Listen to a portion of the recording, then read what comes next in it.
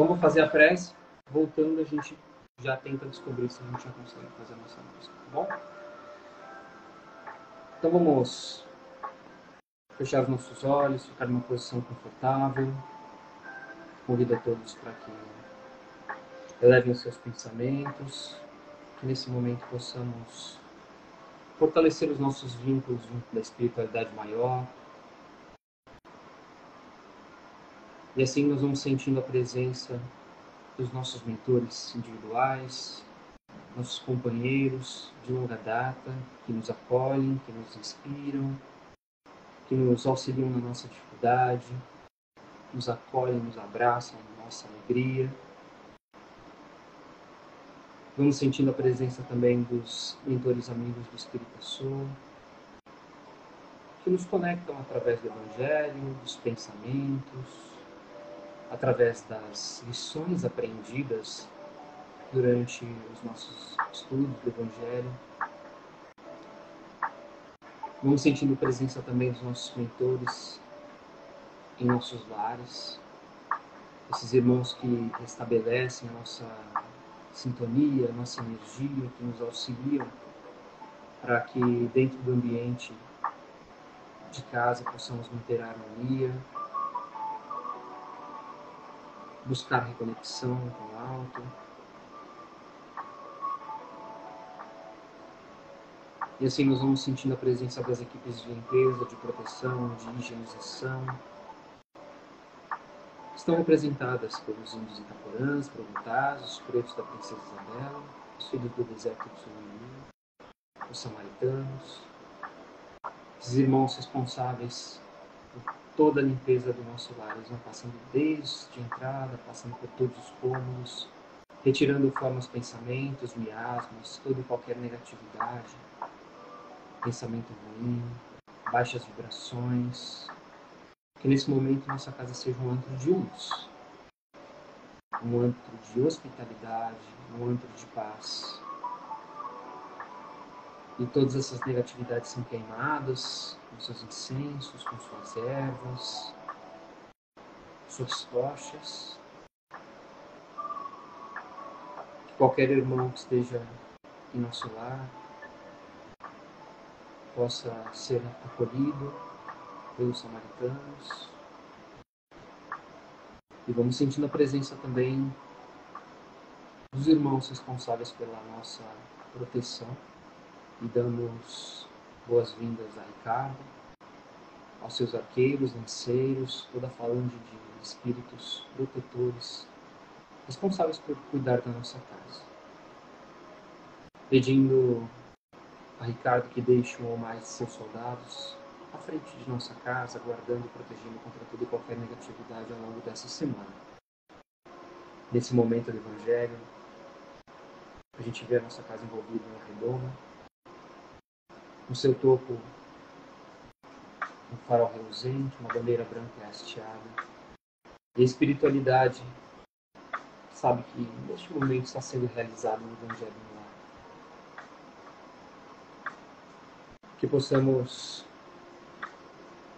sermos dignos da companhia, da presença dos irmãos do alto. Nos ligamos também ao professor Luiz Barçanufa, ao Dr. Bezerra de Menezes, toda a falange de espíritos que acompanham esses irmãos, assim como os primeiros cristãos, Paulo, Maria de Magdala,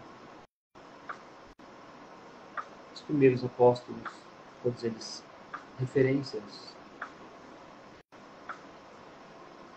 no desenvolvimento do Evangelho, no acompanhamento do Cristo, na sua transformação moral. Que possam nos inspirar, nos auxiliar no nosso propósito, a partir do momento que a gente busca nossa mudança. A gente muda aquilo que está ao nosso redor. Sentimos a nossa Mãe Maria de Nazaré presente também, o seu carinho, o seu calor de mãe, o seu abraço reconfortante. E ela nos leva até o Cristo. E agradecemos a Jesus pelo dom da vida, por nos acompanhar no nosso desenvolvimento, nos auxiliar nas nossas dificuldades, que possamos, no nosso dia a dia, tentar vivenciar, exemplificar o seu Evangelho. E obrigado, Pai, pelo dom da vida, por ter saúde, por ter a nossa família, por estarmos juntos reunidos nessa noite. Agradecemos do fundo do nosso coração, quando dizemos, Pai nosso que estás nos céus, santificado seja o teu nome. Venha a nós o vosso reino, e seja feita a tua vontade, assim na terra como é nos céus. O pão nosso de cada dia nos dai hoje. Perdoa as nossas ofensas, assim como nós perdoamos a quem nos tem ofendido.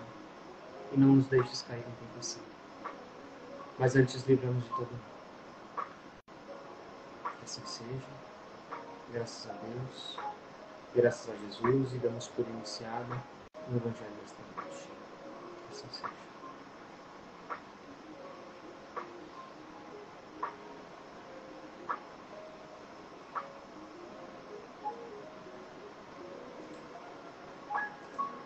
Todos bem?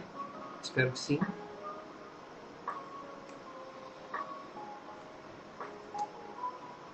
Estava vendo aqui qual é o BO técnico, porque a gente não conseguiu trazer a música. A conta dele estava como privada, esqueci de avisar ele que precisava deixar em pública, pelo menos para participar aqui da música, né? Mas tranquilo, a gente deixa isso para uma outra oportunidade, não deu certo, a gente marca numa próxima semana, tá bom?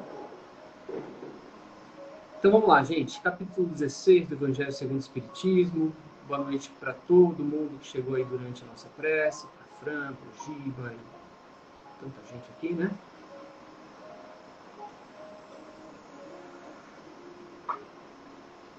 A Mitico fez um comentário aqui.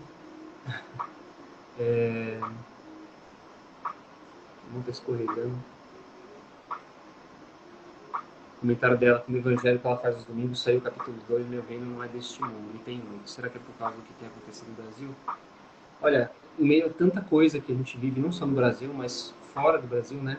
Tanto lugar com tantas dificuldades para viver, aqui é mais um, né? Cada um tem os seus detalhes, né? Mas é interessante pensar nessa questão, né, do meu reino não é deste mundo, porque nós passamos tanto tempo discutindo por conta de política que esquecemos qual é a nossa verdadeira pátria, que é a pátria espiritual. E isso que a gente vivencia é para a gente entrar nessa reflexão também, né? O meu reino não é deste mundo, não é só para lembrar que nós somos espíritos imortais, mas é para lembrar também que a nossa verdadeira pátria não está aqui, né? Estamos num caminho, estamos num meio, mas essa não é a nossa verdadeira pátria. Então, não que a gente não deva, não é isso. A gente tem que ser patriota, sim. A gente tem que acreditar nas causas do nosso país, defender as cores da bandeira, os propósitos do país. E nós acreditamos que o Brasil é um país sagrado, na verdade, um país diferente. Não é em vão que nós temos tantos cristãos, né, nessa pátria bendita. Mas a gente tem que lembrar também que a gente é muito mais do que isso, né? Que todas essas discussões, brigas que a gente acaba se envolvendo são questões da matéria, são as paixões ao qual a gente acaba conectado e a gente acaba esquecendo qual de fato é o nosso verdadeiro caminho. Mas vamos então para o nosso Evangelho, vamos falar sobre a riqueza, dando sequência, né, do Evangelho que a gente faz o nosso estudo sequencial. Vou fazer a leitura e daqui a pouco a gente faz os comentários dele, tá? Item 7, utilidade providencial da fortuna.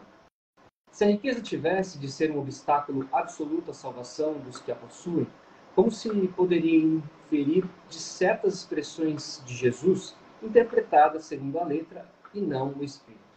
Deus, que a distribui, teria posto nas mãos de alguns um instrumento fatal de perdição, o que repugna a razão. A riqueza, sem dúvida, uma prova mais arriscada, mais perigosa que a miséria, em virtude das excitações, das tentações que oferece, da fascinação que exerce. É o supremo excitante do orgulho, do egoísmo e da vida sensual. É o laço que mais poderosamente liga o homem à terra e desvia os seus pensamentos. Produz tamanha vertigem que vemos quase sempre os que passam da miséria à fortuna e esquecem-se rapidamente da sua antiga posição, bem como dos seus companheiros, dos que os ajudaram, tornando-se insensíveis, egoístas e fúteis. Mas por tornar o caminho mais difícil, não se segue que se torne inviável e não possa vir a ser um meio de salvação nas mãos do que a sabe utilizar, como certos venenos que restabelecem a saúde, quando empregados a propósito e com discernimento. Quando Jesus disse ao moço que o interrogava sobre os meios de atingir a vida eterna, desfaze-te dos bens, de todos os bens, e segue-me. Não pretendia estabelecer como princípio absoluto que cada um devia despojar-se do que possui e que a salvação só se consegue a esse preço, mas mostrar que o apego aos bens terrenos é um obstáculo à salvação. Aquele moço, com efeito, julgava-se quite com a lei, porque havia observado certos mandamentos.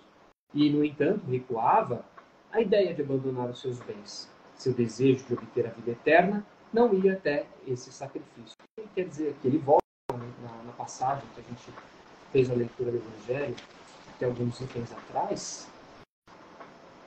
Eu vou achar aqui. Eu não vou achar aqui. Achei, que é o item 2, né? A mensagem do jovem rico que Jesus pede para ele deixar tudo em seguida. O jovem, ele era bom, ele seguia os preceitos judeus, como muita gente que a gente vê hoje. São pessoas boas, porém, elas não faziam o bem. O que Jesus propõe aqui é exatamente isso.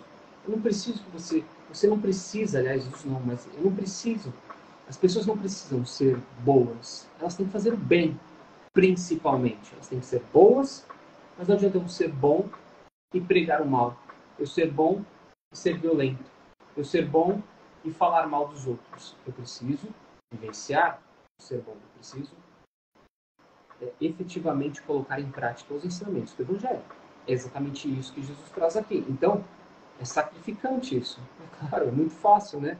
A gente ir no centro, tomar o nosso passe, ir na igreja, assistir a nossa missa, os nossos cultos, e eu saio de lá mais tranquilo, mais sereno, porque eu ouvi uma boa palavra, mas do pé para fora eu me transformo, né? Eu volto a ser a pessoa que eu sou no meu dia a dia, aquela pessoa sem aquele propósito de transformação moral.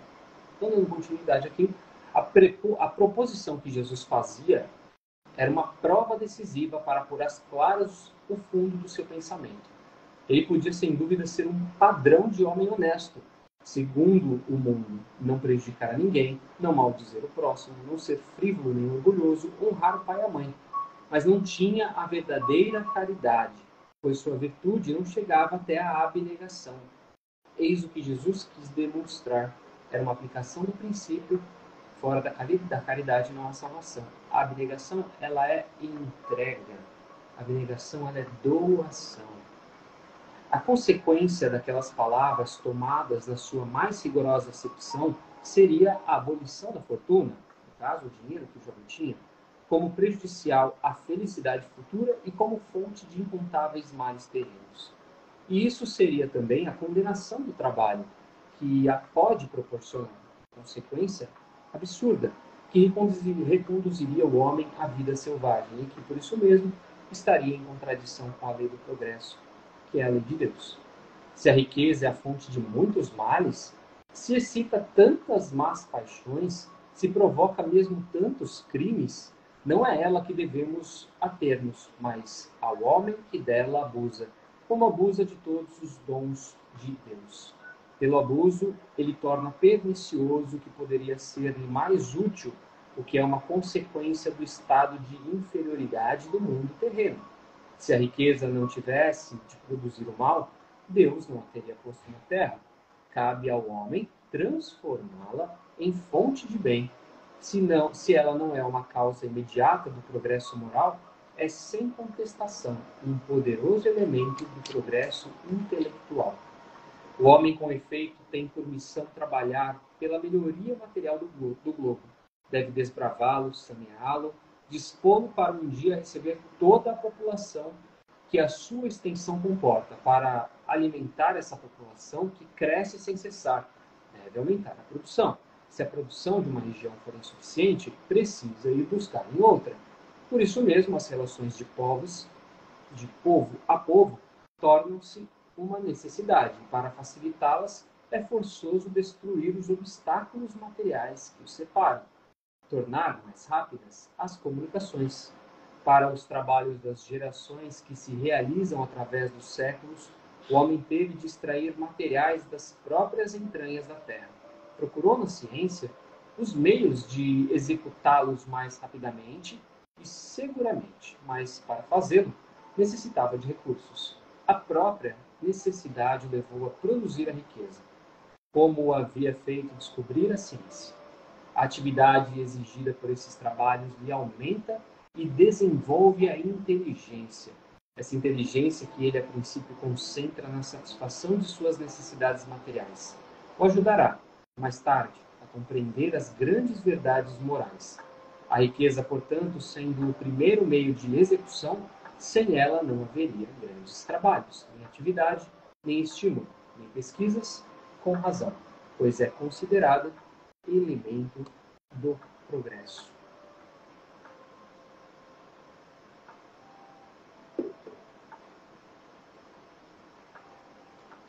Tem muito ensinamento essa lição, mas muito. De pessoa que vai chegando aqui após a nossa leitura, sejam bem-vindos.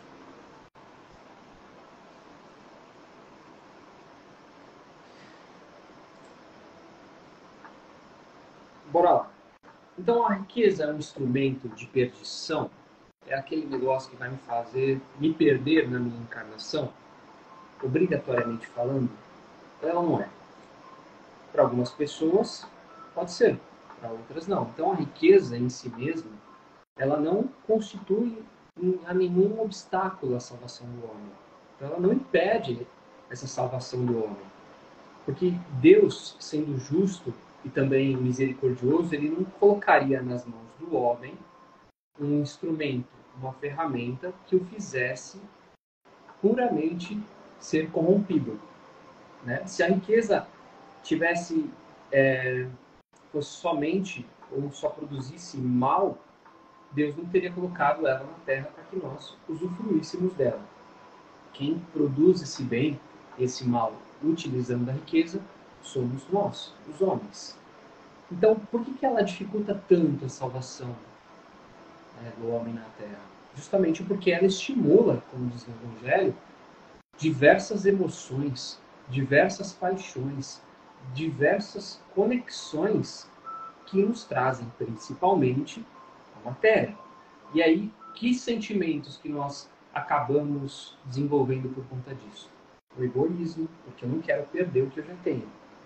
A vaidade, porque eu quero ser excepcionalmente melhor, mais bonito, melhor do que o outro em relação a tudo, eu vou usar dessa riqueza para isso.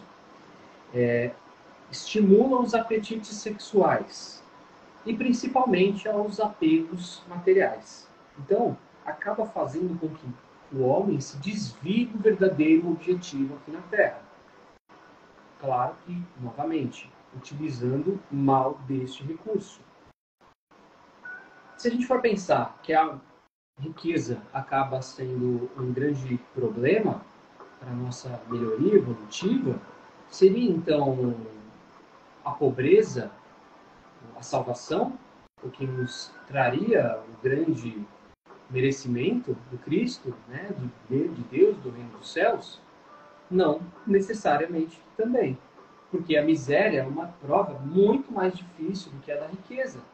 Imagina a gente antes de encarnar, e a gente vira e fala assim, olha, eu preciso vir com a aprovação da pobreza. Ou imagina alguém, os espíritos, né, responsáveis pela questão da reencarnação, virarem e falarem, olha, você vai ser miserável nessa vida.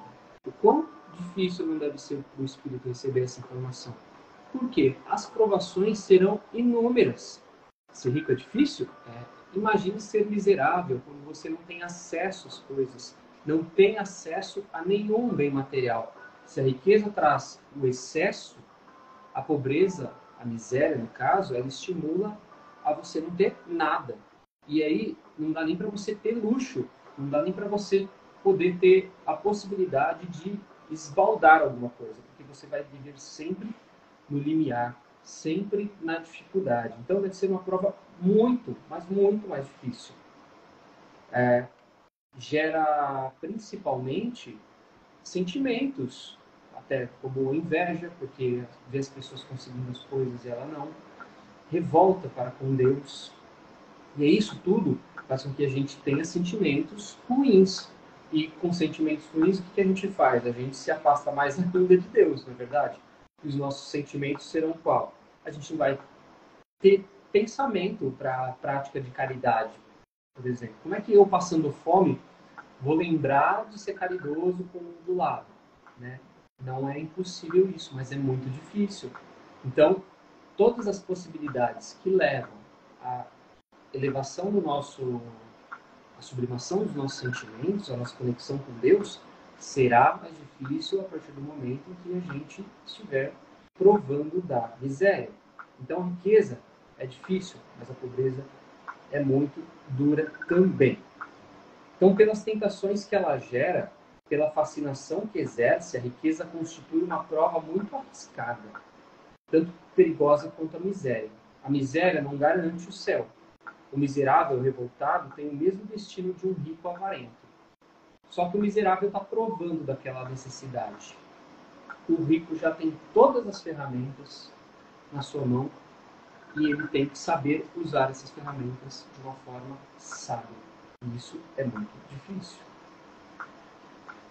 Aquele que já experimentou as provações materiais, né, que já vivenciou a riqueza, e a gente já vê várias situações como essa, quantas pessoas que nascem na pobreza, que nascem na miséria, e depois a gente vê que essas pessoas conseguem sair dessa situação, conseguem enriquecer por méritos próprios, por vezes por situações ao qual ela foi colocada e se deu muito bem, e outras, digamos, pela sorte. Nem sempre essas pessoas que recebem essas possibilidades de mudança de vida também serão pessoas que vão fazer um melhor uso da riqueza. Não é só porque elas experimentaram a miséria e a pobreza que elas serão pessoas que usarão melhor dessa ferramenta. Por quê? Porque pode ser que essas criaturas resgatem na sua HD espiritual, resgatem na sua memória espiritual os motivos, talvez, que a levaram para aquela miséria. As dificuldades que a riqueza impôs para ela em outras oportunidades e que ela não soube se recuperar, que ela não soube sair dessa vida. Então, a riqueza vai oferecer determinadas facilidades que muitas vezes o miserável vai cair na perdição, vai cair na tentação. E aí vai adquirir aquela arrogância. E a gente já, quantas vezes a gente já não vê situações, né? A pessoa saiu de uma situação ruim para uma situação muito boa e ela esquece da sua família, ela esquece daqueles que conviveram com ela se transforma numa outra pessoa. Na verdade, ela não se transforma em nada, né? Aquilo já faz parte dela. Ela só está simplesmente vivenciando aquilo que já era dela. E aí ela estava adormecida e ela estava tentando aprender a ser melhor, inconscientemente. Então a riqueza não é o mal. As consequências que ela produz vêm justamente do estado de inferioridade que nós homens possuímos ainda. Então a gente acaba esquecendo de empregar essa riqueza em favor do nosso próximo e usa o benefício exclusivo simplesmente para nós. E aí o que acontece com o nosso progresso espiritual? Ele volta lá para trás, né? Ele volta para aquele ponto de estagnação ao qual a gente talvez iniciou a encarnação e não consegue fazer um desenvolvimento moral. Então, se a riqueza é causa de muitos males, não é ela que devemos culpar, mas o homem que dela abusa, como de todos os dons de Deus. A riqueza assemelha-se a certos venenos, que em mãos inábeis podem provocar a morte, mas se empregados com sabedoria podem restituir a vida. A função da riqueza no nosso planeta, qual que é efetivamente? Oferecer ao homem os recursos necessários para o nosso progresso material e a satisfação das necessidades dos nossos habitantes. Então, nós temos a necessidade da riqueza, de vivenciar a riqueza. Ela precisa estar entre nós. Algumas pessoas precisam ser ricas. Elas precisam ser afortunadas materialmente. Como elas vão dividir esse pão, como elas vão usar desse recurso, aí cabe a cada uma delas. E que cada um de nós também possamos ter esse pensamento a partir do momento em que tal instrumento poderoso cai nas nossas mãos. O homem tem por missão trabalhar para a melhoria do planeta, desobstruí-lo, saneá-lo e dispô-lo para receber um dia toda a população que a sua extensão comporta. Então a gente viu lá no Evangelho, né, de que os povos têm que se conversar, porque uns povos vão produzir, outros povos vão produzir menos, uns mais. Um povo vai produzir determinado grão, o outro vai produzir petróleo, o outro vai produzir tal coisa. E cada um deles precisa saciar a necessidade do outro povo. E cada um deles precisa saber dialogar. Cada um deles precisa saber conversar. E essa responsabilidade diplomática é das pessoas que detêm poder. Exclusivamente delas, né? Não tem como uma pessoa, na escala da pobreza, conseguir ter essa possibilidade. Então, a responsabilidade está na mão dessas pessoas. E elas auxiliam de uma outra forma também, né? No desenvolvimento, no crescimento da ciência. Então, com recursos, a gente vê que com recursos a NASA consegue mandar um satélite para um lugar onde nunca tinha enviado para descobrir coisas nunca antes vistas, imagens maravilhosas, com ciência, porque a tecnologia foi desenvolvida, se melhora o agronegócio. Com tecnologia, com auxílio da ciência, a gente desenvolve melhorias para a saúde, descoberta de doenças. Então, tudo isso, olha como anda junto. Então, é necessário surgir de algum lugar os recursos para que a ciência e o intelecto trabalhem. De novo, voltamos. Assim como a riqueza, como esse intelecto vai trabalhar, se é para o bem, se é para o mal, é a responsabilidade do espírito. Ele recebe aquele dom, ele recebe aquele talento, e aí ele está com a responsabilidade de fazer o melhor uso dele. Boa noite, Aninha. Então, através da ciência, o homem descobre meios de promover esse progresso. O progresso do planeta e o bem-estar também da sua população. Quem não quer uma vida confortável? Quem não quer uma vida tranquila? Não estou nem falando uma vida de riqueza. Uma vida de paz de espírito. Por meio da riqueza, ele transforma as descobertas em realidade.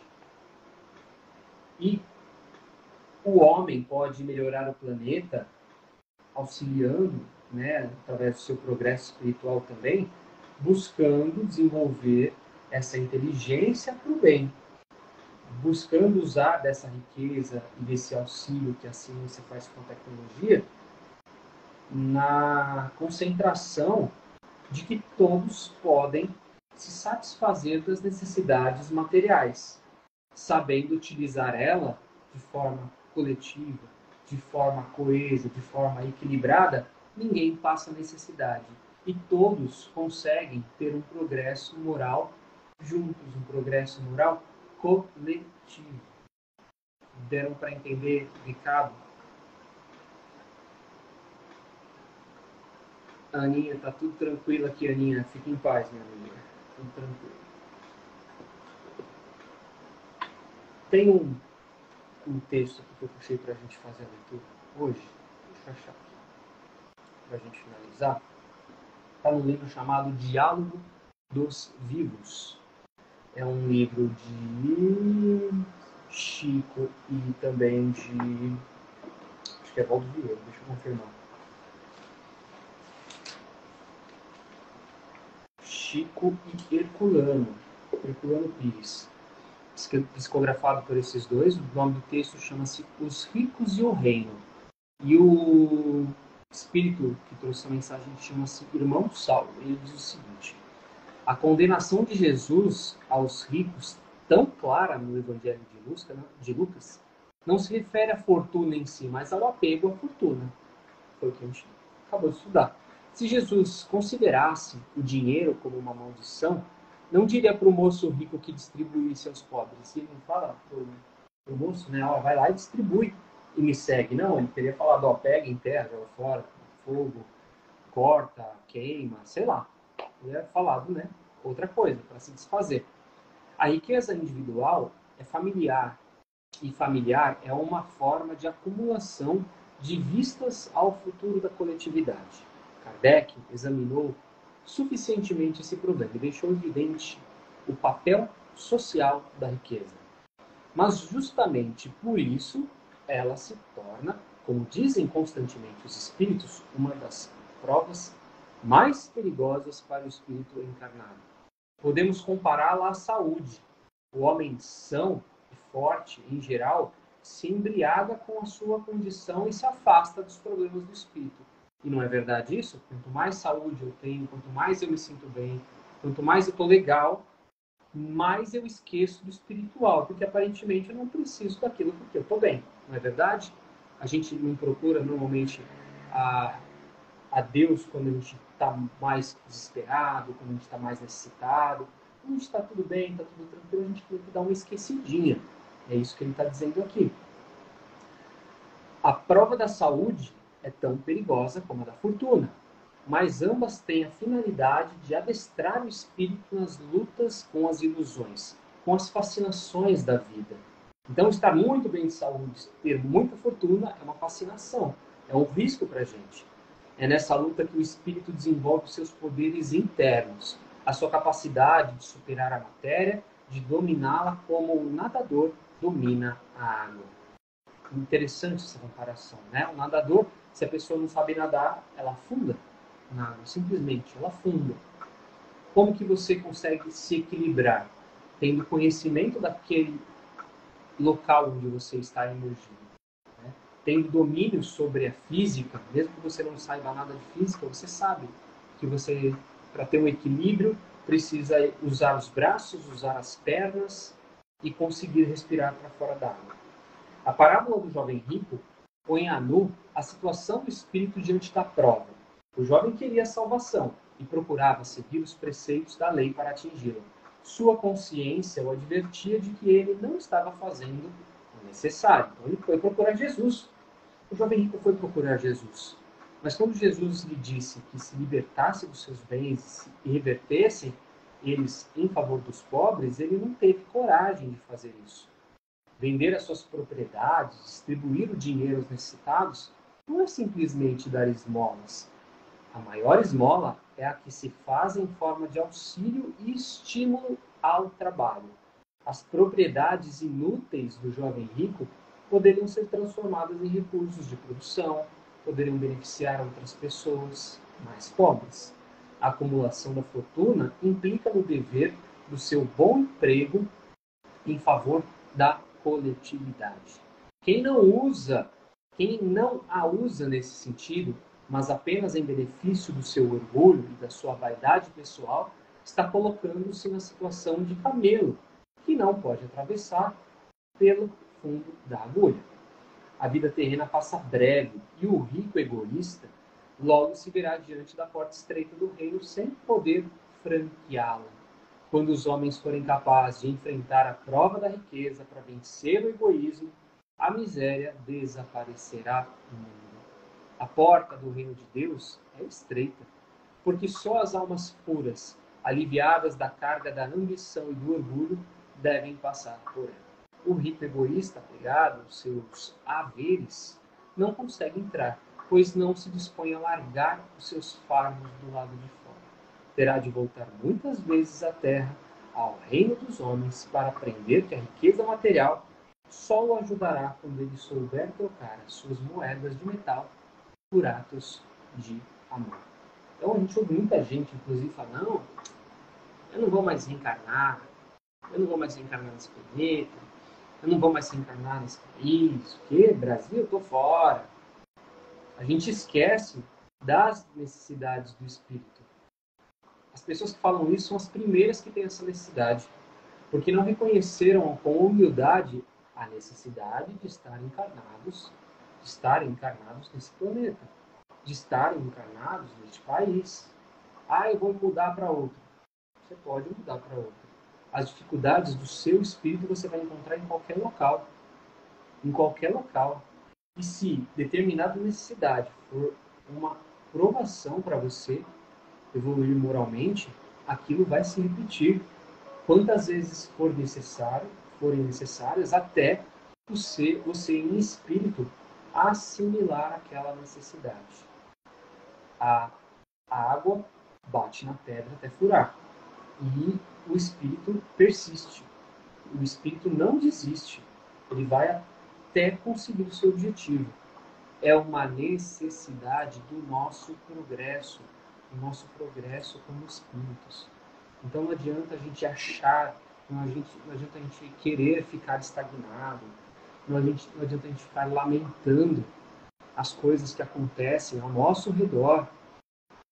Não adianta se a gente não mudar a forma de nós agirmos. Se a gente não mudar o nosso pensamento em relação às coisas, elas vão continuar se repetindo até que nós tomemos consciência e entendamos por que estamos vivendo determinadas situações, por que estamos vivendo em determinados países, por que estamos vivendo com determinadas pessoas.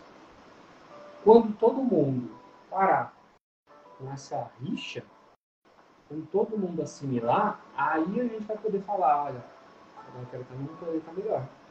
Quando todo mundo compreender. Mas aí, quer saber o que vai acontecer? O planeta também vai ser um planeta melhor. O planeta também vai evoluir.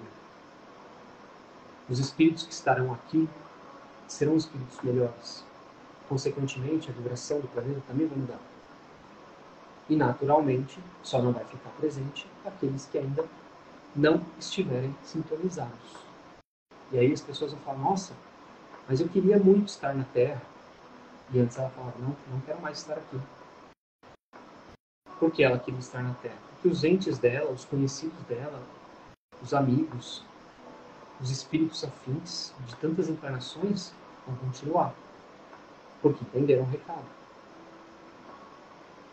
Aí vale a gente refletir sobre isso. A gente está falando da riqueza, mas são tantas as outras provações que a gente passa no nosso dia a dia, provações duras, espirituais, colocadas, impostas através da matéria, por vezes.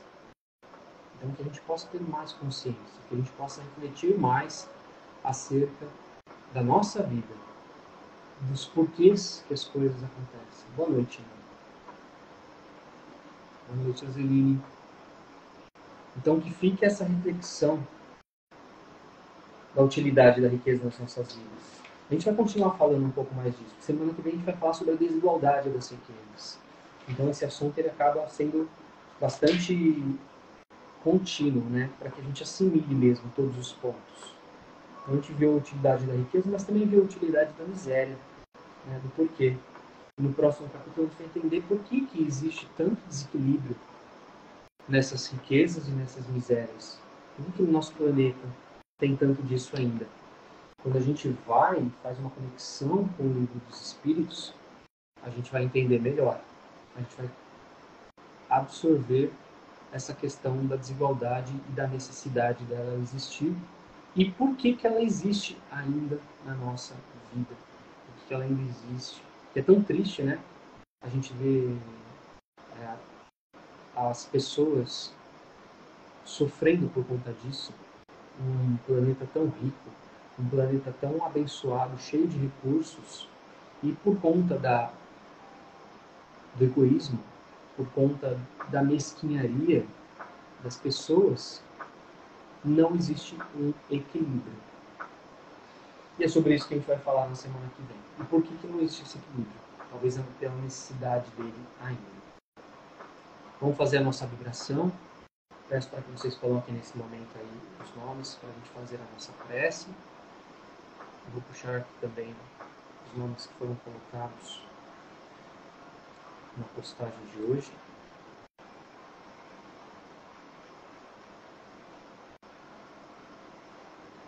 Bora lá. Quem quiser ainda colocar uma aguinha para purificar, as minhas estão do lado, estou com um copinho aqui também.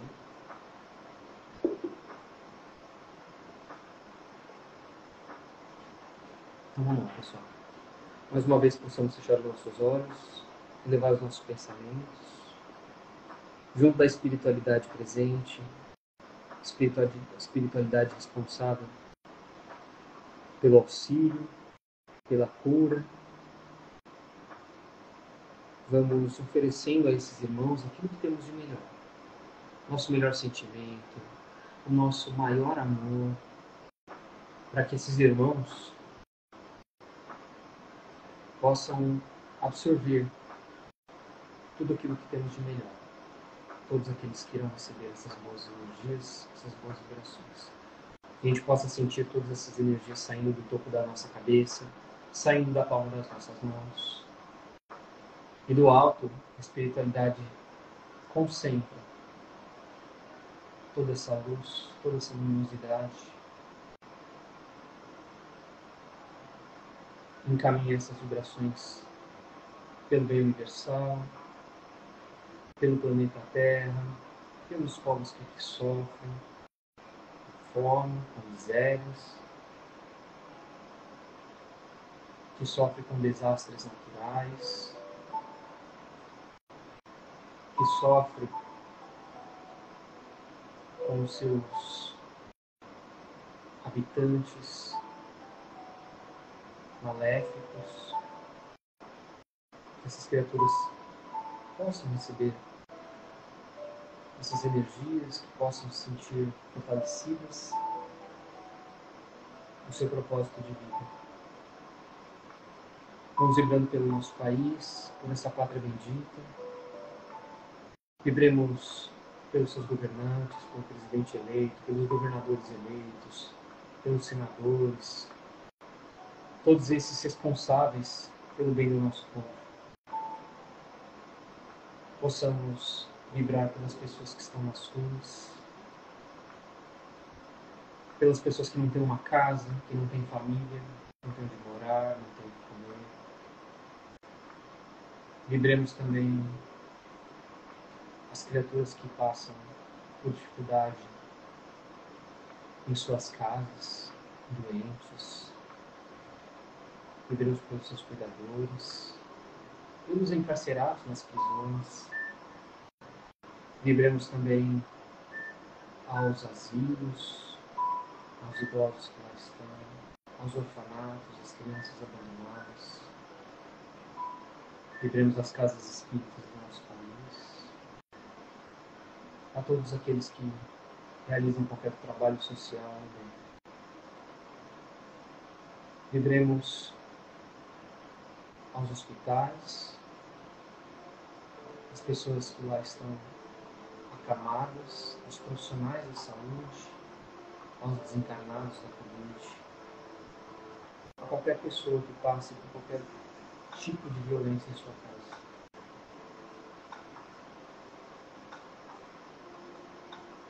Vamos vibrando pelos nomes que foram colocados. Vibremos por Marli Fernandes Mitrano, por Solange, Maria, Mirelle, Misael, José e Vânia, por Lourdes, Bruno, Nicole, João, Júlia, José Carlos, Dona Joana, por Maria das Graças Andrade, por Neuza de Oliveira, por Anderson de Oliveira, Peço uma vibração especial aqui para todo o estado do Mato Grosso. Vibrações para Maria de Lourdes Bertelli Marinho, Sidney de Lima Batista, pela família Marinho, pela família Bertelli, pela família Marco, pela família Batista, por Elizabeth Rossi, família Montanha, pela família Fontanella, por Alfredo Magalhães, Diego Magalhães, José Neto, Carmelito, Dilma, Pedro, Giovanni Luana Costa, Sofia, Vitória, Eleandro, Dolores, Marisa, Vanildo, Giovanni, Larissa, Cauã, Vinícius, Noah, Isis e Beatriz. Por Nádia Soledade, Anita Soledade, Marina Soledade, Alberto Magalhães, Alberto Almeida, Cremilda Magalhães, Elane Carvalho, Almira Carvalho, Priscila Egli. Tarley Rosa e Rodrigo Bernardes Bonacim, pela sua saúde e recuperação. Pela família Ferreira Rosa, pela família Palmeiro, pela família Bonacim, pela família Alaial, pela Fabiana, pela Bruna, Lemir, Tadeu, Tiago, Roberto, Daniele, também por Gil, Gustavo, Suzana, Ida, Garibaldi, Elazir e Ataíde. Vibremos por Maria Madalena Nicolau, Gustavo, Thaís, Josmar, Maria e Manuela Nicolau, pela família Vanso e também pela família Machado de Campos. Que todos esses irmãos nesse momento possam receber os melhores fluidos emanados com muito amor, com muito carinho pelos presentes. Pedimos também que as nossas águas sejam fluidificadas nesse momento, que possam ser colocadas nelas os remédios necessários pelas equipes do Dr. Bezerra de Menezes, assim como os irmãos que estão acompanhando esse evangelho em algum outro momento, também possam receber esses fluidos, assim como nós. E durante essa noite, que nós possamos continuar recebendo o tratamento iniciado no estudo dessa noite. E assim a gente pede para que toda e qualquer vibração seja colocada ainda nas mãos da espiritualidade, que possa ser colocada onde for necessário, que a espiritualidade possa dedicar, colocar para onde precisa de luz, de boas energias. E antes de encerrar, agradecemos ao Pai mais uma oportunidade bendita de reunião. Pedimos que nesse momento nós possamos estar envolvidos em muita luz, em muito amor, em uma cúpula envolvendo tantos sentimentos bons e positivos, que essa cúpula possa se fortalecer ao longo dessa semana, continuar nos envolvendo contra todo e qualquer mal. Que nós possamos estar com a nossa saúde emocional estabelecida para toda e qualquer investida do mal. Que possamos zelar pelas nossas palavras, pelos nossos sentimentos, para nos manter envolvidos e fortalecidos no bem. E agradecemos do fundo do nosso coração quando dizemos Ave Maria, cheia de graça. O Senhor é convosco, bendita sois vós entre as mulheres, e bendito é o fruto do vosso ventre, Jesus. Santa Maria, Mãe de Jesus, rogai por nós agora e para todos sempre. Que assim seja, e graças a Deus.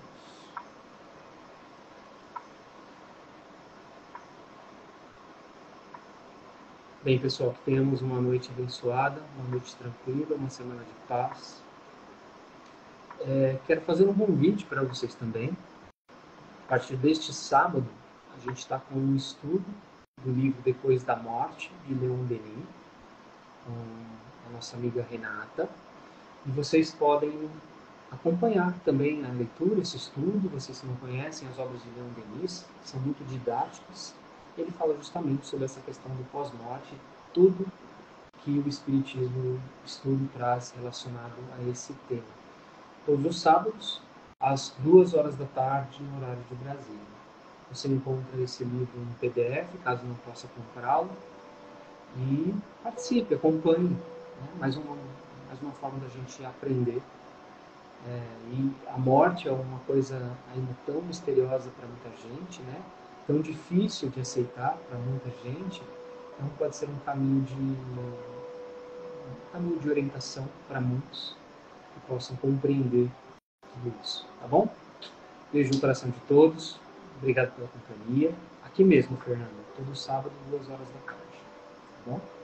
Fiquem com Deus. Valeu. Bom descanso, uma ótima semana. Estaremos aqui mais uma vez. Em um. Tchau, tchau.